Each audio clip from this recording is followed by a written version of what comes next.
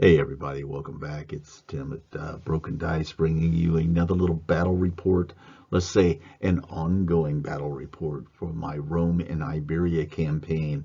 This is Rome versus the Laietani and their allied tribes. This is turn 3.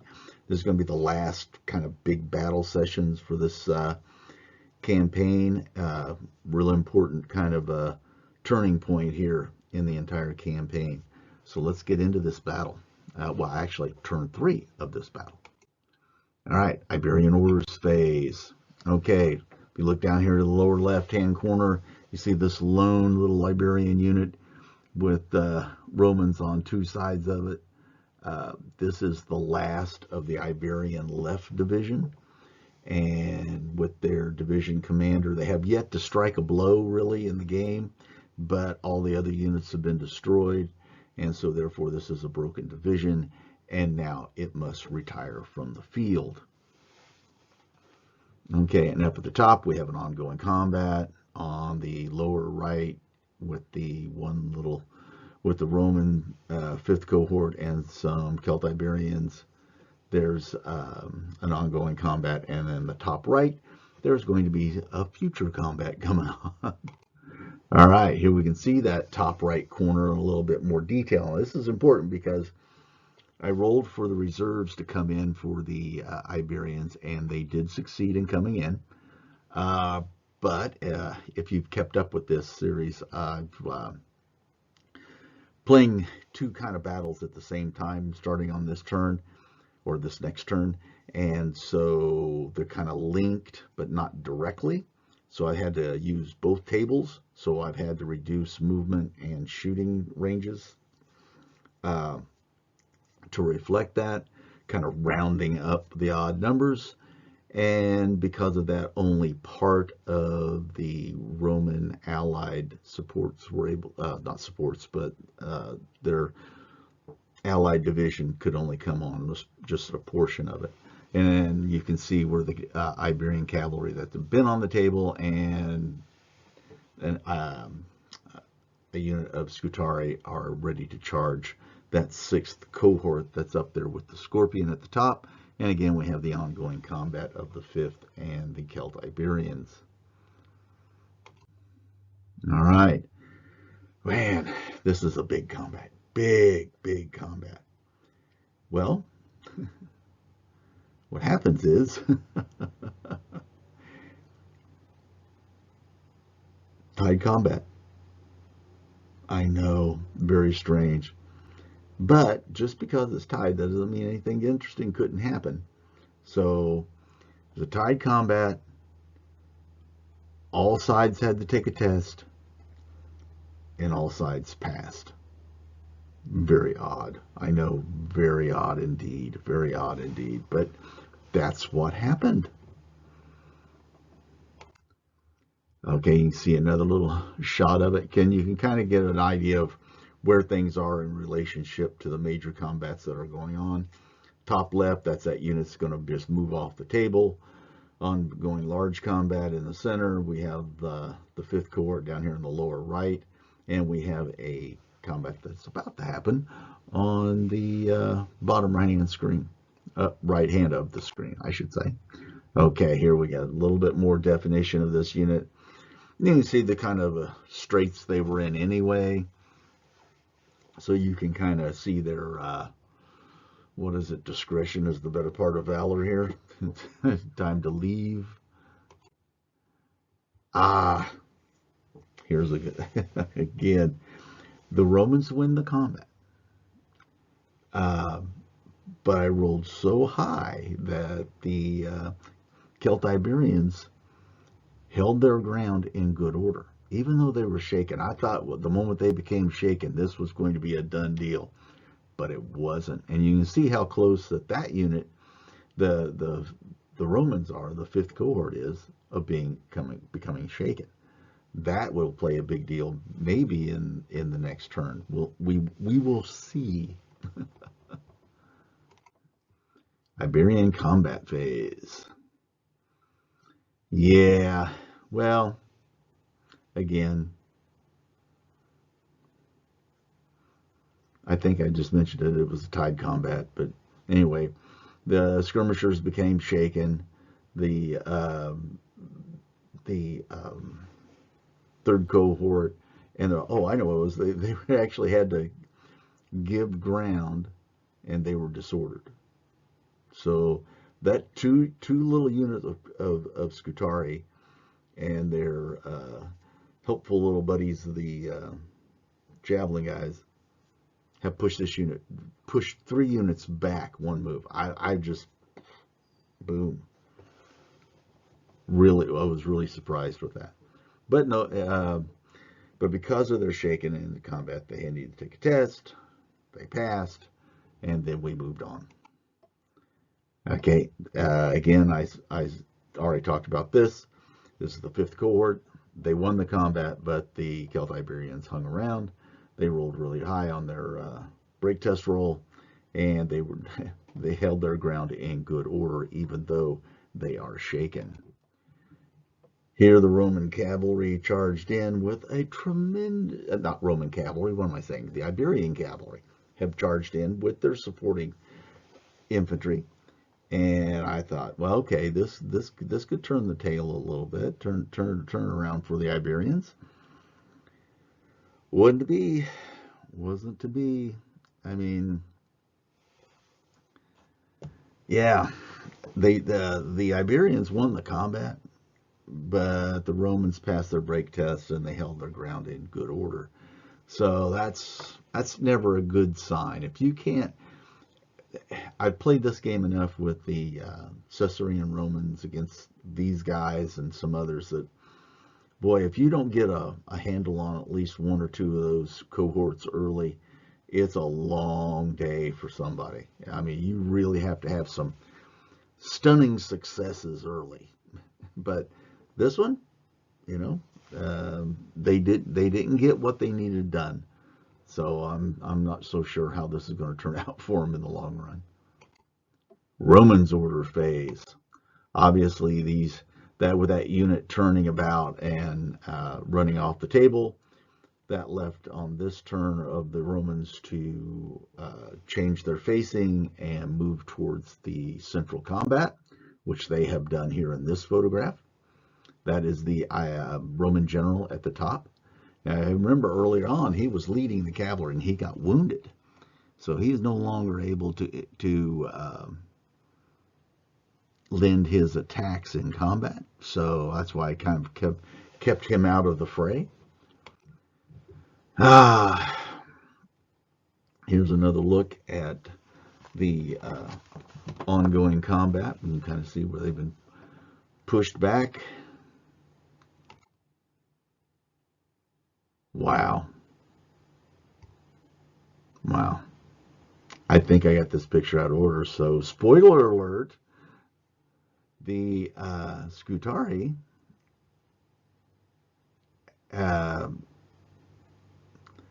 were able to just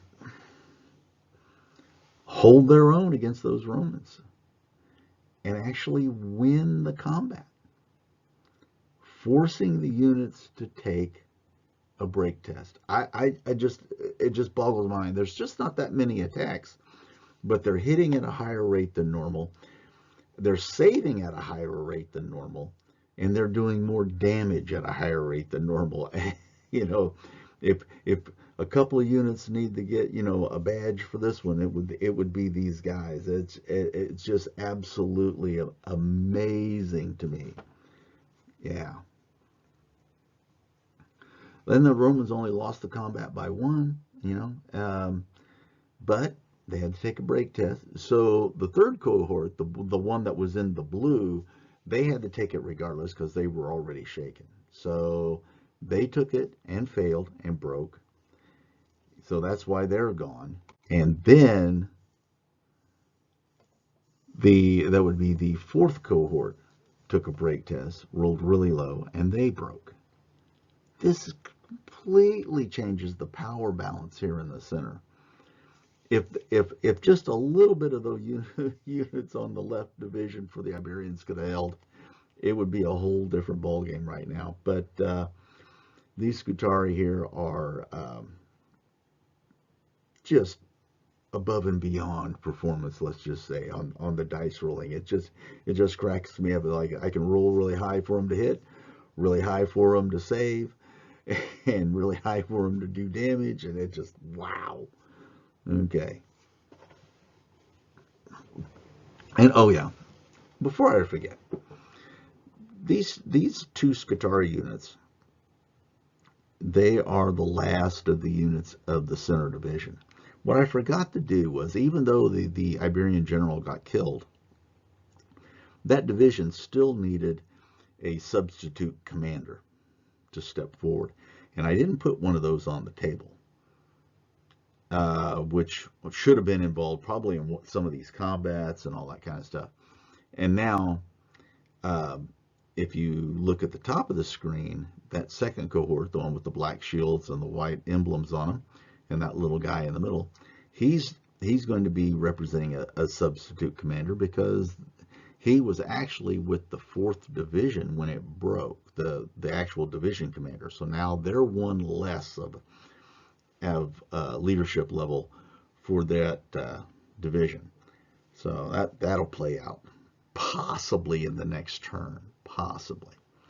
Now, what I think is important is how do we do this? You fight a combat. A unit that you break, a unit that you're in combat, direct combat with, breaks. Another unit breaks. I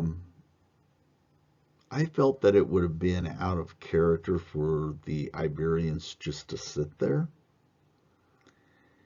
I thought it would be more in character for them to move forward and to continue to engage the Roman units that are in front of them, just like what they're doing. And you can see that as I was going through this, I remembered that I needed to have a commander there, so I placed a command model in this combat now. Now they will be adding their one attack or whatever it is, and then have to roll to see if they get injured or anything. And then the other commander has rejoined. So obviously the sub-commanders are one less than the original commanders we have on the table. So I thought it would be best to just move these guys forward and keep them in contact with the Romans that they were already engaged with, even though these Romans were in support. Yeah. I kind of rolled a dice to try to see what they would do. You know, I kind of gave it, like, do they stay? Do they move back? Or do they stay in contact, with kind of like a die 3 roll? And when I rolled it out, they did stay in contact, which I thought would have been the more, historical way of it playing out. But I didn't want to take too much of a direct control over it, so I did parcel it out in a die 3 dice roll. All right, here we have the 5th cohort. They are fighting the unit of Celt Iberians that are shaken, by the way. But lo and behold, they were able to hold their ground again. I just found it amazing. Amazing. A shaken unit, but you got to roll really, really high on the chart. And yeah, in my notes, all right, here are in my notes, I did roll a 12. I rolled boxcars for their break test, so they held their ground in good order. And I also rolled for both of the fighting commanders, and both of them passed, and so none of them took any damage. And let's keep moving on here. And here we have the charge into the cavalry. And yikes. Yikes.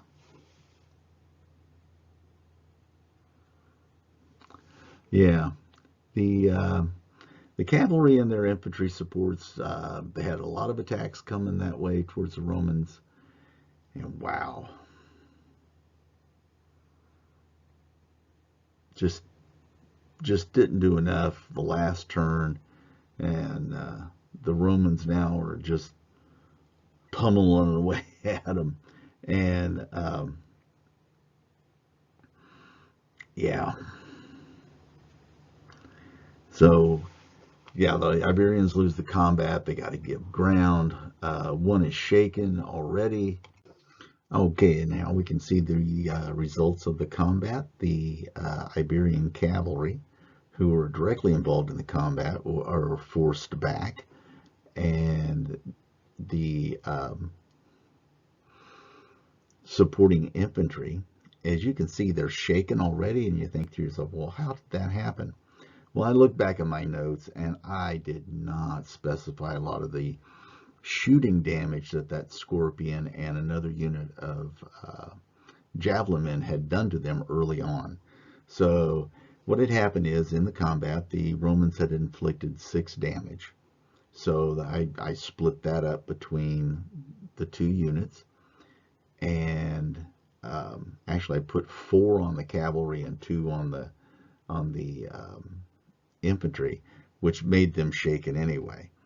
I always think that it's best for the unit that's directly involved in combat to take more of the damage than any of the supports. So like in an instance, if say a unit does 3 damage in the combat, I think 2 should go on the unit that's directly involved in the combat, and not to just, and maybe 1 to the supports, and not, you know, like, well, I'm gonna fudge it and put the extra one on my other support unit or something. I don't know.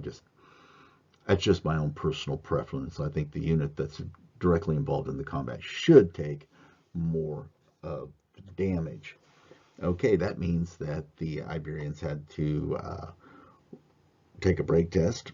I rolled a 9 for them, minus the 4 they lost by, and so therefore they were given ground and disordered together, plus supports. But because of this unit is shaken, they need to take a break test for shaken. But I rolled a 10 for them, and so they gave ground.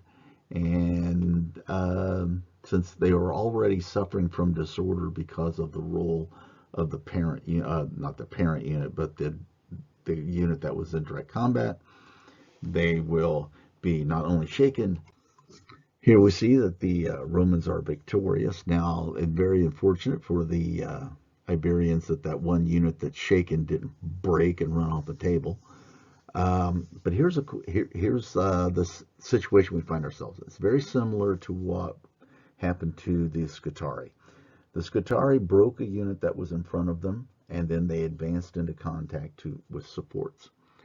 Here, the Romans have pushed back the Iberian cavalry, and since the Iberian cavalry in their one move can move further than what the Romans can, they're basically left unengaged. So I wanted to not cheat the Roman side and look at it from the point of view of, like, if I've let the Scutari, who are victorious, move into combat with supports, then I should allow the Romans the opportunity to do the same. But I only have like really 2 choices: to stay where they are or advance, because if they fall back any, they move off the table, and that would really destroy the game. So I'm not going to put that in. So I did an even and odd, and the roll came up odd, which was to stay where they were. The rest of this battle is going to depend on the advance of the Iberian support units, the allies coming onto the table. If I can get them involved before another division breaks for the Iberians, then the Iberians will have a fresh division on the table, which will be important, because if the Iberians win this, whatever units are left will move towards the other battle that I'm going to start fighting on this turn. So if they don't, or if another division breaks before the allies can get into combat, then the Iberian army loses the battle, and then what's left of the Romans can move over and be part of the next battle to be fought. So it'll be very interesting to see how this turns out. If you like this kind of thing, give me a thumbs up, subscribe if you haven't, leave a comment down below. Let me know how you would kind of adjust this situation. Um, uh, would you let them advance into contact with the supports, or would you allow them to